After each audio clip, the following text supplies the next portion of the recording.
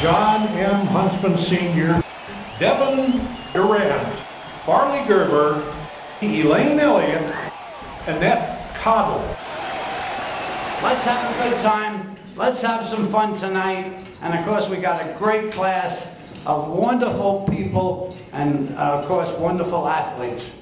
And all of you are here to celebrate that. Once again, it's my honor to introduce our Hall of Fame class for this year. Ladies and gentlemen, please welcome 2016 Utah Sports Hall of Fame inductee, John M. Huntsman Sr., entering with his wife Karen to the University Fight Song.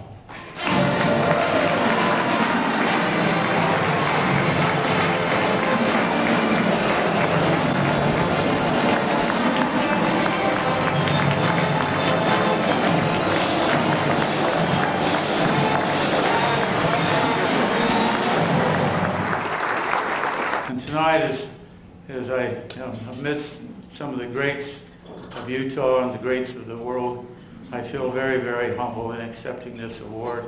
It's an award that people like me should never receive because it's an honor to put a check under the door and run. I don't like to have a lot of fuss made.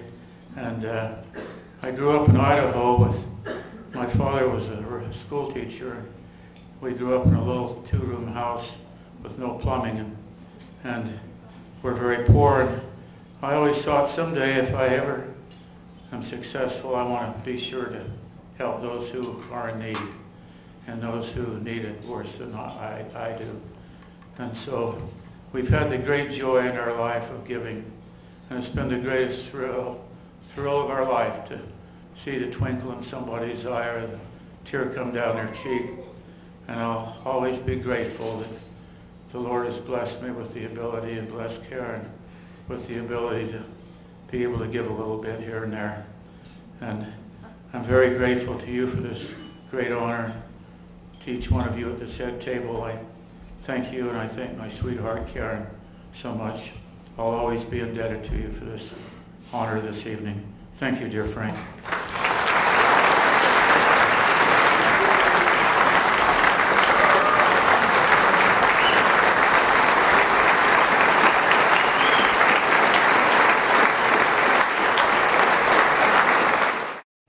Ladies and gentlemen, please welcome 2016 Utah Sports Hall of Fame inductee, Devin Durant.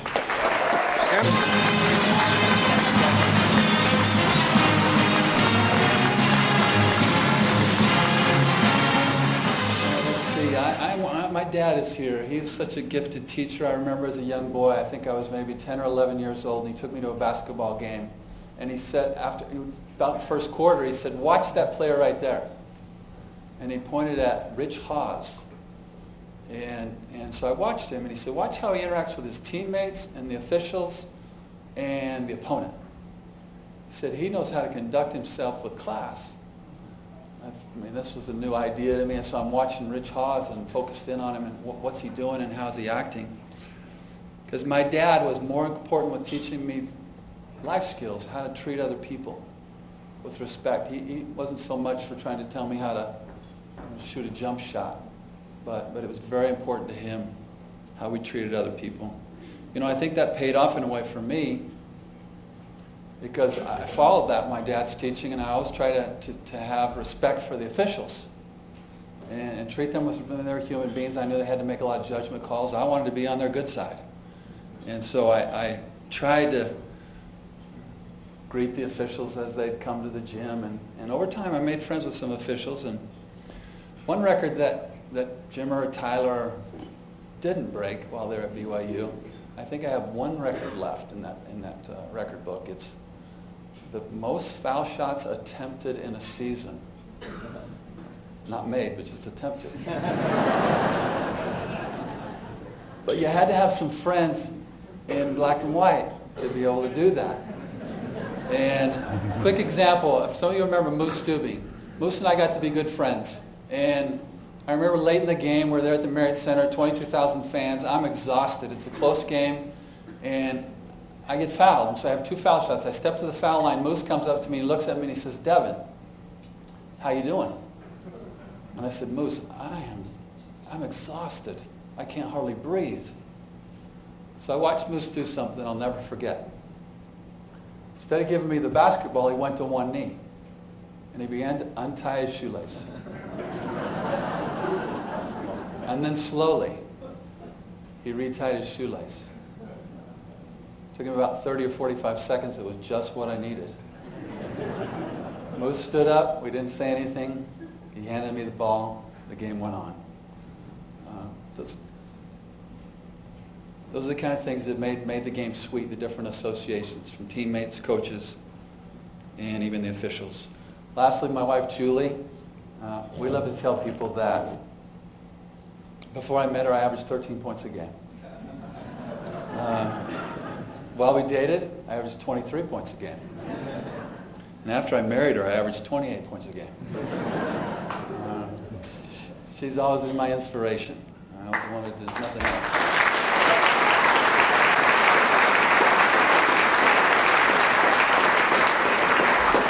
But I'm honored to be here tonight. I thank all of you who have blessed my life so profoundly in years past. Continue to bless my life today. Thank you.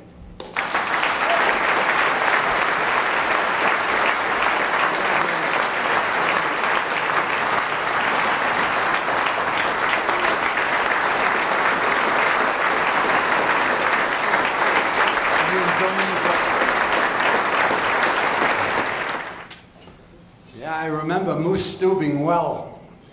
Everybody know him, Moose Stubing? He used to manage the baseball team down here too, you know. But he was one of the finest referees that money could buy. Oh, I didn't mean to say it that way. So I wrote a poem called Referees. To think that I shall never see a satisfactory referee, about whose head a halo shines, whose merits rate reporters' lines, one whose sting the coach who yaps, from Seawash High to Old Mill Saps. Now poems are made by fools like me, but only God could referee. Ladies and gentlemen, please welcome 2016 Utah Sports Hall of Fame inductee Farley Gerber, entering to the Weber State fight song.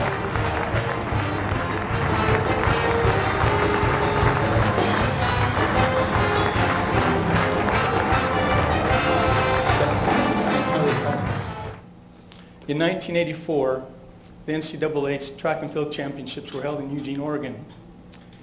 Going into that race, I felt pretty confident that I could take second place in the steeplechase.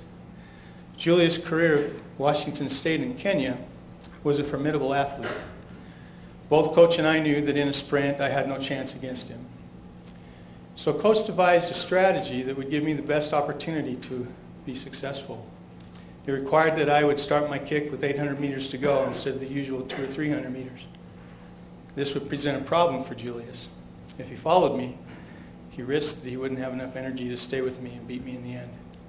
If he let me go, he risked that I'd get too far ahead and he wouldn't be able to catch me. We planned and prepared and trained against that plan, and then we executed it to perfection, and I finished a couple of steps ahead of Julius. That success was the culmination of the efforts of many people: compassionate mom, a humble dad, great coaches, and outstanding teammates and friends. I've learned that for me, success comes far more as a result of the efforts of others, much more than anything that I do. So that brings me to my defining moment. A couple of weeks after the NCAA championships, the 1984 Olympic trials were held in Los Angeles. I really wanted to be on that team. The thought of it dominated my days and it invaded my dreams at night. Everything revolved around somehow earning a spot on that team. And I had reason to hope, because going into the race, I had run the second fastest steeplechase by an American ever. When the race was over, I was fourth, and I failed to make the team. Over 30 years have passed since that summer. Since then, I've married my sweetheart and my best friend. We've raised 4 great kids who I'm very proud of. I've had a good life and been blessed with a good career and had many opportunities to serve in my church. And I have failed countless times. The reason that my Olympic trials failure is the defining moment for me is because I learned a critical principle that has sustained me through the subsequent failures. And that is that you never really quit. You never really fail unless you quit. Whatever challenges you may be facing, don't quit. Don't give up. I am so thankful for all the people who have had such an impact in my life and blessed me so much. It's because of them that I'm standing here tonight. Thanks.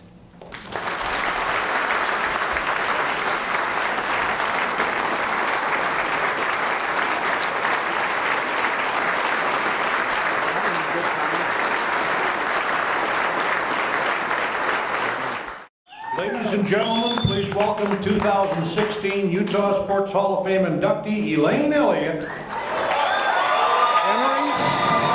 the University of Utah Fight Song.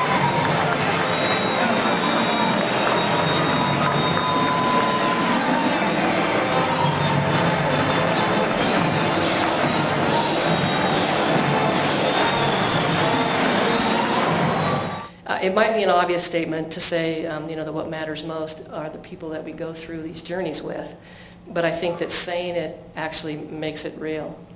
First of all, certainly my friends, people who have shared this with me. I don't know who gets to share their jobs with their friends like I obviously did. That's such a unique thing about coaching. They were just there. They came to games and we laughed and we talked about what I did for a living, and that's a unique situation and one that I know is unusual and something that made me realize how lucky I was. Now, granted, they also were really good front row coaches and sideline reporters, and they were really good with free throws. They had that down really well. So when I did screw up, that was something we shared too. But a special time and a unique time. So thank you guys for coming and for sharing this with me. You mean the world to me. Being at the University of Utah for such a long period of time, I have this unbelievable tie to all of the people who have come through the athletic department over the course of those many, many years. And every single day was collaboration. It was a joy to come to work every day.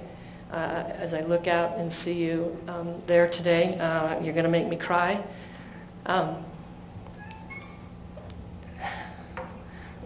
You're my friends, and I'm indebted for you making my job a joy to come to on a daily basis. So thank all of you. And coaches who coached with me, I wasn't sure who was here tonight or who was coming. I was amazed to see those of you who did. We all know that the coaches and the people that we surround ourselves with are really the only reason that we have any chance of success. So my personal thank you to all of you who helped me on the sidelines through all those years. Thank you for coming and being here and sharing this. Thank you for letting me be a piece of this amazing community, and go Utes.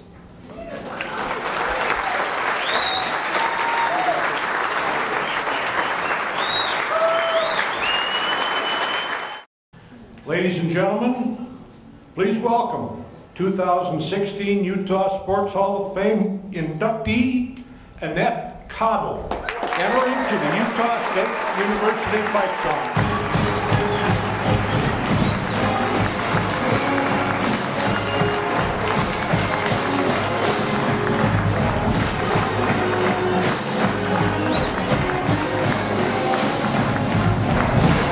My first year, my mom and dad took me down to the YMCA every Tuesday night, and I learned how to play volleyball. And we actually had a USA, well, back then it was USVBA tournament, and I went, wow, this is wonderful. And the gal that coached that team saw a program in California, the first junior national team by Chuck Irby. And Chuck Irby, if you don't know that name, he went on to have many national championships at USC. Well, I learned how to play volleyball. But I had to deal with my mom. If I went out that summer and learned how to play, you got to come back and finish high school. And my mom and dad didn't really know where I was going, didn't know those people that well, but she'd heard of the program. I go, Mom, it'll be okay. Let me go out and learn how to play. I promise I'll come back and finish my senior year. Came back, and we won the state championship, which was wonderful. And then after that, my first year out, I just went and played on the junior national team. And that's where I really learned to play. When I came home and we did some exhibition play at the Montreal Olympics, Miss Shirley Allen said, hey, I know Elaine Michaelis. And I want to, at this point, recognize Elaine Michaelis and thank her from the bottom of my heart. It was the most wonderful time at BYU those 2 years, and I'll never forget that. And I want her to know how much I love her and appreciate all the support. I got the opportunity to go up to, yes. And then I had the opportunity to go up to Utah State and play for Mary Jo Pepler and Marilyn McCreevy. And it was a wonderful program. We won the national title. And for my mother, my father has since passed away, but talk about, number one, always at events, always encouraging, always trusting a decision, be it to go out to the junior national team, go to a different school, whatever. They've always been there 100% behind me. And I always want my mother to know how much I appreciate her and that love and support, and it's never wavered, ever. And we all have those parents and those mentors in our life.